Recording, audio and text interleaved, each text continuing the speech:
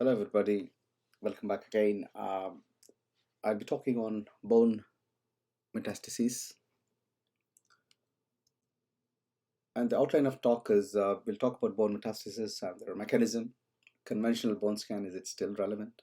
SPECT and PET tracers, advantages, limitants, and current evidence. And pearls, patterns, and pitfalls of PET tracers. Bone is the most common organ to be affected by metastatic cancer. And once patient gets bone metastasis, it's a poor prognostic indicator. Identification of bone metastasis is vital, and in general, tumors are generally incurable once the bone metastasis sets in. In terms of prostate cancer, uh, the probability is approximately about 50% of the patients will get bone metastasis at some stage in the disease process, and most type of bone metastasis is osteoblastic in nature. Lung cancer probability in about 30 to 50% of patients. And again, if you have small cell lung cancer, it is most likely osteoblastic lesions. And if it is non-small cell cancer, they often present with osteolytic lesions. If it's a breast cancer, it's a combination of both osteolytic and mixed variety. And if it's a bladder cancer, again, the metastatic type is variable. It could be an osteoblastic or an osteolytic lesion. In bowel cancer is most often you see osteolytic lesion in about 10 to 30% of patients. Gynecological malignancy, the probability of bone metastasis is relatively low, and if you see them, it is often osteoblastic, and in melanomas, it is osteolytic lesions. Coming to the mechanism of metastatic bone disease, you need to understand it, and it's quite interesting because as a primary tumor is often constrained within the basement membrane. Primary cells also secrete something called as metallomeroproteins that helps break the basement membrane and migrate into the venous circulation. And the tumor cells become coated with platelets, and therefore they evade the immune surveillance. And the tumor cells are transported to the sites where they have specific adhesion molecules expressed onto the endothelium. And the tumor cells bind to and invade the tissue where they come across. And later there is migration of tumor cells across the endothelium into the potential growth medium of the bone tumor where they multiply.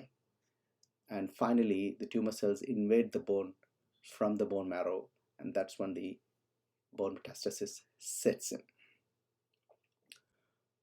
Coming to blockade to metastatic spread, in fact, about 90% of bone metastases are distributed within the spine, and you have vertebral plates and cartilaginous in nature, and intervertebral disc often block cancer crossing from one vertebra to another. And if there is a deterioration of disc and the cartilaginous structures, they lose this property, and therefore the cancer can migrate from one vertebra to another. And malignant tumors which are really notorious to cross the disc include lymphoma, chondrosarcoma, and chordoma. And what do you look for in oncology patients is whether the lesions are osteoblastic or osteolytic, or a combination of mixed lesions, or you need to be again careful about metastatic mimics. And then comes the experience. And experience has got various definitions. And one of the definition inculcated by my supervisors or mentors was experience is nothing but doing the same mistake with greater confidence. Again, the question is bone visualization by various imaging modalities. You're looking for sclerotic lesions and lytic lesions. And if you're looking for cortical bone lesions, you can often use X-ray CT or bone SPECT or SPECT CT, sodium fluoride or FDG. If you're looking for trabecular bone, it's again X-ray CT, SPECT CT, NAF, and FDG tracers. And if you're looking for tumor metabolism, you use FDG. And if it's bone marrow, MRI is the main diagnostic modality. If you're looking for again bone metabolism, it is MDP. And for osteoblastic activity, it is the sodium fluoride. And if you're looking at the tumor, again, CT, MRI, bone SPECT CT, and PET imaging with sodium fluoride and FDG plays an important role.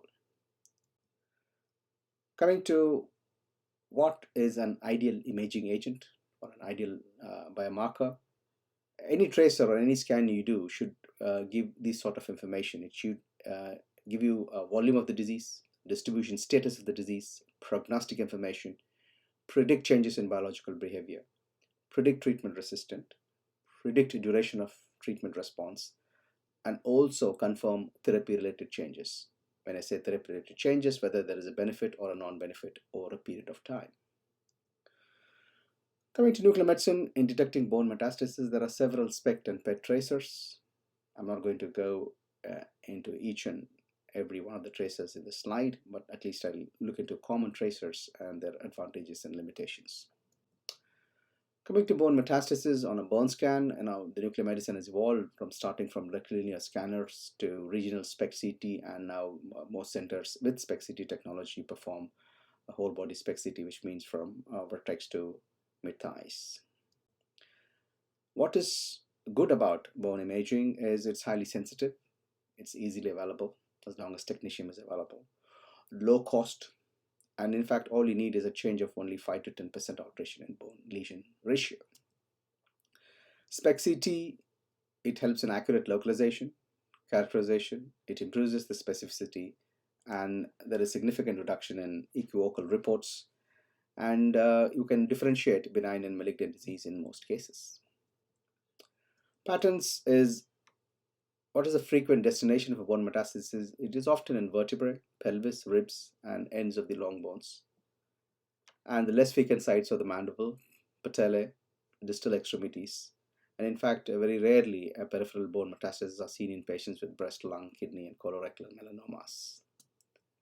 How do they appear? And it can come as a solitary focal area of increased tracer uptake, or it can be multifocal with various shapes and sizes and intensity, or it could come as a widespread or a random or diffuse state of conditions.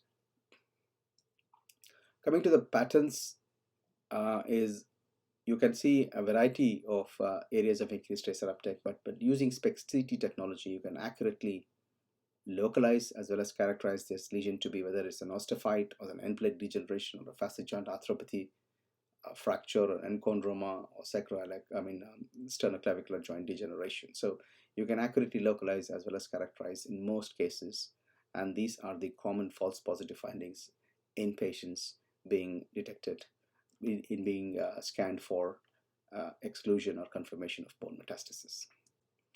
Coming to the pitfalls of planar and SPECT imaging, is it relates to osteoblastic activity. It does not define what is there in the bone marrow space. Therapy response is only indirect. It just tells sensitivity is useful only if you want to assess the progression of disease. And flare response is another challenging aspect, which causes quite a lot of confusion into real progression and pseudo progression. And in terms of progression criteria, again, it's not clearly defined because it does not consider increase in extent of pre-existing lesions. It only relies on emergence of new focal areas of increased tracer uptake. And positive confirmation of response is again limited. And in fact, the reduction of tracer activity in bones on treatment takes a quite long time, or the time is not clearly prescribed. Coming to the pitfalls again, is a rapid diagnosis of primary and secondary treatment resistant is not often useful. I mean to say it's not often demonstrated on a bone scan, and it is relatively quite challenging. And in fact, you can also undertreatment of the patient based on the flare reactions if you cannot define pseudo progression versus real progression, which leads to quite a lot of confusion in treatment planning and management. And also undocumented increase in tumor burden, because it is the increase in extent but not the number of lesions. But these are the factors which is taken into consideration. So these play a very important role, but these are the common limitations and challenges we come across in conventional bone imaging using bone scans. There are PET tracers. There are several tracers starting from FDG, fluoride, choline, DOTA, fluciclovine, PSMA, and zoledronic acid. And I'll take you each into consideration, and I will show you some examples and what's the current evidence in the literature. In fact, if you're using a fluoride bone scan, the specific target is an osteoblastic activity. And the uptake onto the hydroxyapatite reflects bone metabolism and also vascular supply. The biodistribution is normal throughout the entire skeleton, and the route of excretion is urinary tract as of HTP or MDP. Interpretation: focal increased tracer uptake could be a sclerotic metastasis, trauma, or infection. Diffuse could be metastasis, or sometimes multifocal areas of Paget's disease or fibrous dysplasia can also be seen. What is the sensitivity? It is about 97 to 100% and specificity about 100%. So if you're doing just NAF PET and a NAF PET CT, there's a little bit of a difference in terms of specificity, because if you're doing a PET CT, you are better in terms of localization, characterization, and the specificity is approximately about 100%. But if you're doing just NAF PET, the specificity is more or less around 70%.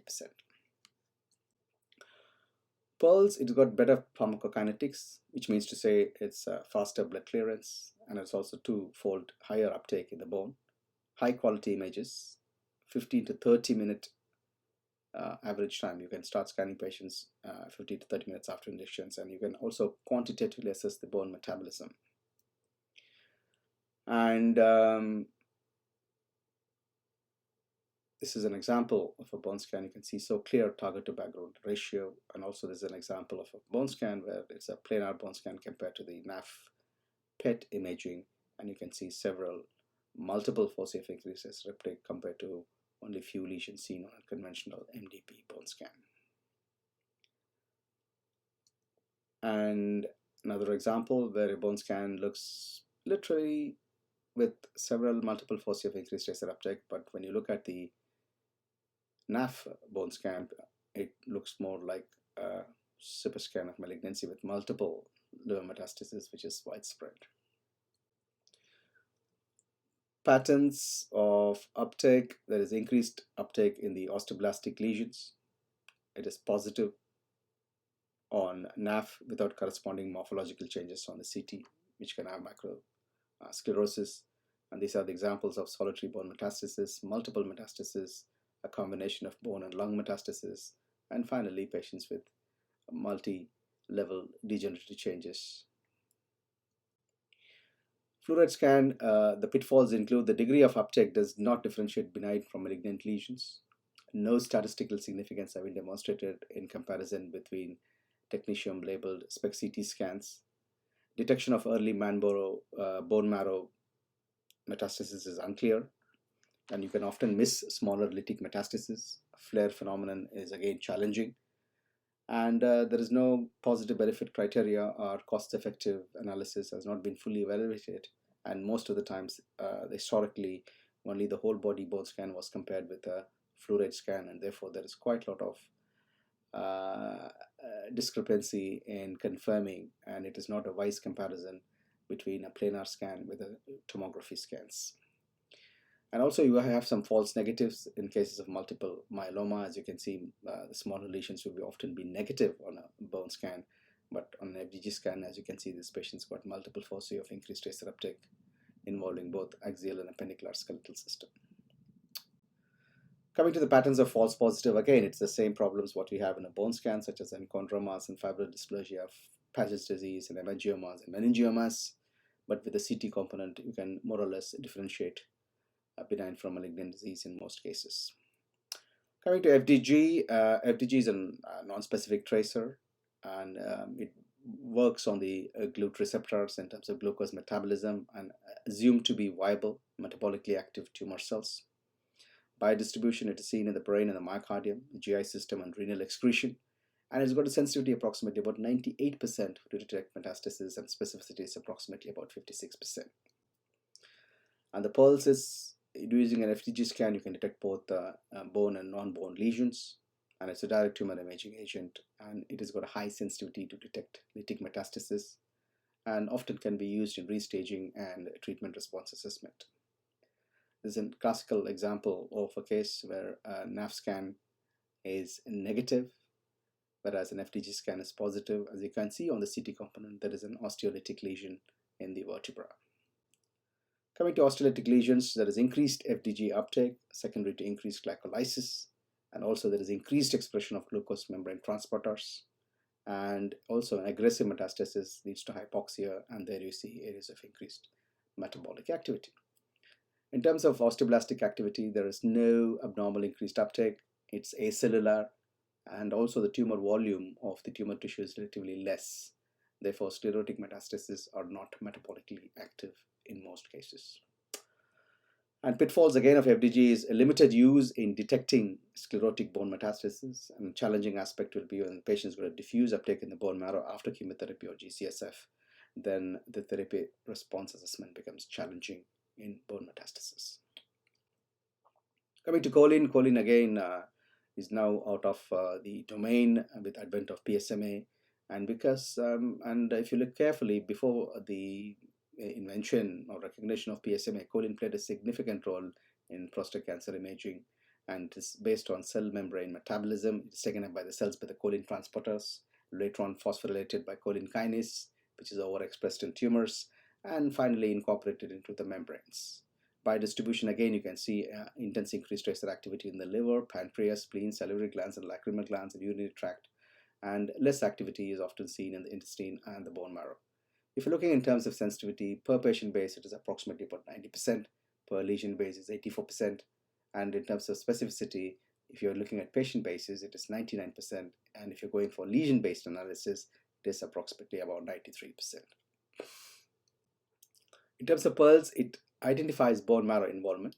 It's high sensitive and has a relatively good specificity, useful in assessment of treatment response, useful in restaging, and of course, it has got higher sensitivity and specificity compared to conventional technetium-based bone scan. Coming to choline, increased tracer uptake seen in bone marrow and also in early disease. And of course, if a Hounsfield unit is greater than 825, there is absence of metabolic activity within the FCG tracer. And choline is negative in sclerotic lesions, especially seen in patients who are undergoing hormonal treatment. This is a classical example on initially the choline scan is positive, whereas the CT scan is negative. Over a period of time during the treatment, you can see the choline scan becoming negative and the CT scan becomes more positive. It means it becomes more sclerosed, and then the scan becomes more or less negative. Coming to the pitfalls, the sensitivity of the PSMA is, the choline scan is influenced by PSMA levels. The detection rate is limited in terms of considering number of microcarcinomas that cannot be seen because of the partial volume effect. And it's inconsistent in densely sclerotic lesions, especially post-therapy. It's going to be challenging. And also there are influenced by bone stimulating factors. And also there are quite a lot of false positives, similar to any other tracer techniques like recent trauma and fractures can be seen as a false positive scans. And also the pitfalls are similar. You can see uptake in benign conditions like costal transverse degeneration and chondromas and fractures. Coming to PSMA, it is again a non-specific tracer. The PSMA is readily labeled. Small molecules bind with high affinity to its active extracellular center, and it is basically a receptor imaging. In terms of biodistribution, you can see the salivary glands, you can see the lacrimal glands, and you can see the submandibular glands, spleen, liver, kidney, urinary bladder, etc. And the sensitivity in initial staging of skeletal metastasis is approximately about 90 to 95%, and the specificity is around 97 to 99%. And is superior to choline in detecting prostate cancer, and you can detect cancer even in patients with low PSA. Detects both osseous and extra-osseous metastasis, higher signal to background ratio compared to choline, and it of course outperforms conventional bone scan. False negative is limited detection of macrometastasis. That's a problem in most of the tracers. And false positive again, it can be seen in degenerative conditions such as fractures, sacral insufficiency fractures, Peyer's disease, hemangiomas, etc. So these are the few examples about Paget's disease, which is also positive on PSMA scans. Fibrous dysplasia takes up tracer, and insufficiency fractures do also take some heterogeneous increased tracer activity. So think beyond bone metastasis. You can see several non-bone metastases do show increased tracer activity. Could be hemangioma, could be plasmacytoma, osteochondroma, bone cyst, or it could be fracture, histiocytosis, osteoblastoma, the many more to come. And bone metastasis, you can have several tracers. The challenging complementary, or you can be a challenger to whole body MRI. But you need to know about the cost-effective analysis. You need to have a suitable reference standard, and there is limited patient outcome benefit details. So if you don't have this information, it is very difficult to convince replacing technetium labeled bone scan to PET tracers. And in planar, I mean, in bone scans, there is an option to do planar imaging, SPECT imaging, or SPECT CT. And people have moved on even to do whole body SPECT CT. So therefore, a fluoride and whole body SPECT CT more or less similar, and you can use them depending on the availability of these tracers. To summarize, there are several radar tracers available, potential to improve the diagnostic accuracy. Comparative studies are not there, and it is difficult to generalize without comparative studies like who is better than whom. And understanding the advantages and limitations of traders is useful, and you need to develop a good, easy, understandable algorithms so that it can be useful to use them in clinical practice. And clinical decision to use PET tracers or PET CT warrants cost-effective analysis. As I said before, high level of evidence has to be available to be accepted by the clinical world to replace conventional bone scan. So the take-home message is all that is hot is not metastasis. You often have to use a CT component or the CT scans or the other radiological modalities to overcome the common pitfalls in nuclear medicine techniques used to assess bone metastasis. Thank you very much, and I hope you enjoyed this lecture. Thank you. Good luck.